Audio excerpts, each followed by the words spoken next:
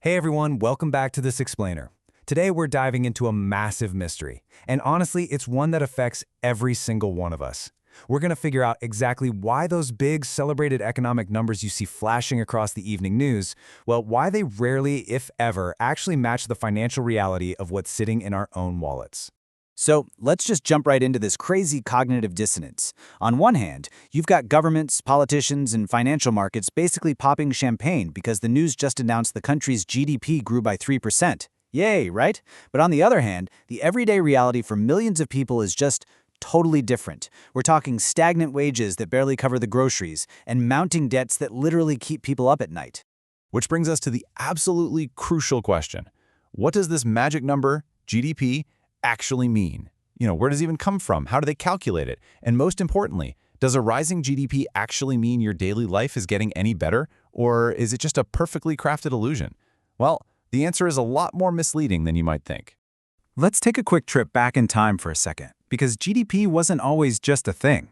Back in the 1930s, right in the middle of the Great Depression, the US economy was collapsing. The government desperately needed a surgical tool to figure out public policy. Enter an economist named Simon Kuznets. He designed the very first national accounts to basically get an X-ray of the economy. Then, during World War II, this idea mutated. It became a wartime planning tool to calculate exactly how many tanks and planes they could build without completely crashing the system. Fast forward to today, it has morphed into the ultimate, unquestioned thermometer of a country's success. Now, what's super interesting is how this thermometer actually works in practice. See, GDP is not a literal census. It's not like there's some guy walking around with a clipboard counting every single haircut, every taxi ride, or every loaf of bread baked in the country. Instead, it's a massive statistical calculation. And it's based on three different approaches: the production or value-added approach, the expenditure approach, and the income approach. In theory, anyway, all three of these should give you pretty much the exact same result. Let's focus on the most famous one for a second, the expenditure approach. Basically, you just add up everything families consume, plus what businesses invest, plus whatever the government spends, and then add in net exports, which is just a fancy way of saying exports minus imports. So, if families spend 100, companies invest 50, the state spends 30, and you export 20 more than you import, boom, your GDP is exactly 200. Pretty straightforward, right? But wait, here is the huge takeaway. Because statistical institutes have to rely on surveys, tax records, and just, sheer estimates, there are always revisions. A preliminary figure drops, and then months later, it gets quietly corrected. So think of GDP as a blurry photograph. It gives us the rough silhouette of an economy, sure, but it is absolutely never an exact, highly detailed portrait. Section 1. The missing pieces. What GDP leaves out. Because GDP acts like this blurry photograph, it inevitably leaves out a massive portion of the picture. And this turns it into a super dangerous mirage for politicians to hide behind. Just to put this into perspective, in many parts of Latin America, places like Peru, Bolivia, Honduras, Mexico, the informal economy represents anywhere from 40 to 60% of all economic activity. Think about that for a second. Up to 60%. We're talking about millions of street vendors, unregistered jobs, and small cash-only workshops. This creates a giant statistical trap. The measured, formal economy, that's just one slice of the pie. The unmeasured, informal economy is the whole other half. None of those informal, day-to-day transactions show up in the statistics at all. So when a government gets up on a podium and brags that GDP grew by 2%, they are literally ignoring almost half of what's happening in the real daily lives of millions of their own citizens. On top of that, GDP completely 100% ignores wealth distribution. Let's say a giant mining company doubles its exports this year. Well, the GDP absolutely skyrockets, but if all that new wealth goes straight into the pockets of just a few executives and does absolutely zero to improve the lives of the majority, was that growth actually a good thing? GDP can easily, and often does, rise at the exact same time that inequality gets much worse. And then there's just the downright absurdity of this metric. GDP literally cannot tell the difference between good spending and bad spending. It counts a government investing millions in a brand new state-of-the-art hospital, exactly the same as it counts millions lost to government corruption, or a bridge to nowhere, or unused military gear.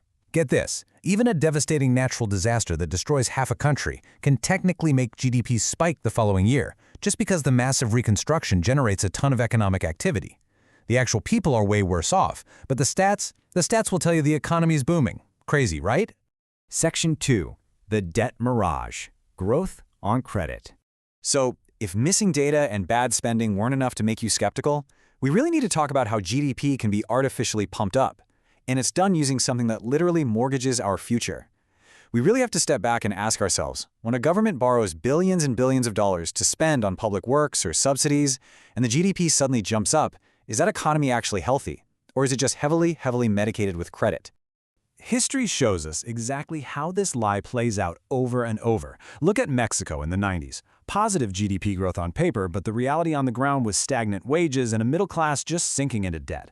Or Argentina in 2001. The economy was technically growing right before the famous Corralito, but behind the scenes, the banks were broken and the state was in debt up to its neck. Or Spain right before the 2008 crash. GDP was rising year over year, but it was entirely fueled by this wildly unsustainable real estate bubble. In every single one of these cases, GDP was basically just the perfect makeup for a desperately sick economy.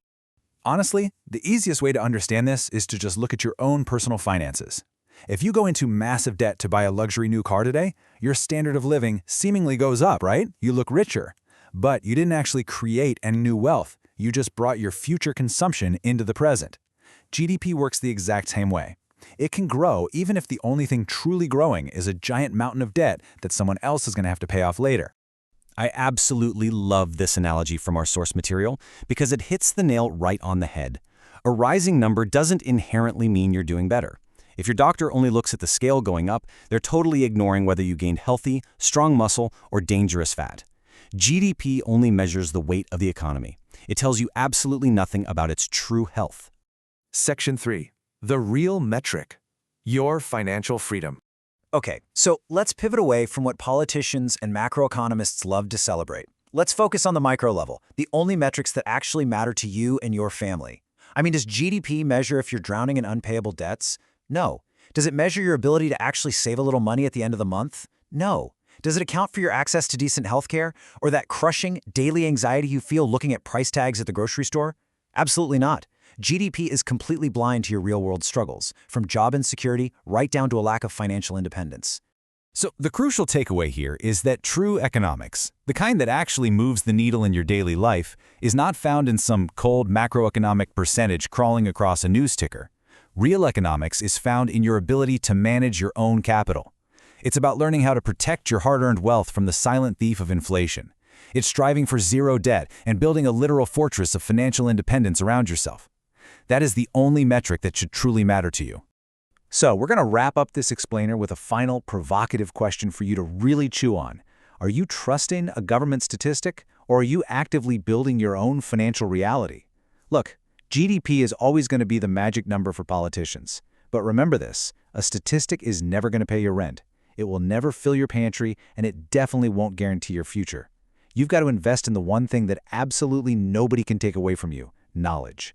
Understand the rules of the game, build your own financial reality, and whatever you do, don't let yourself be fooled by the mirage.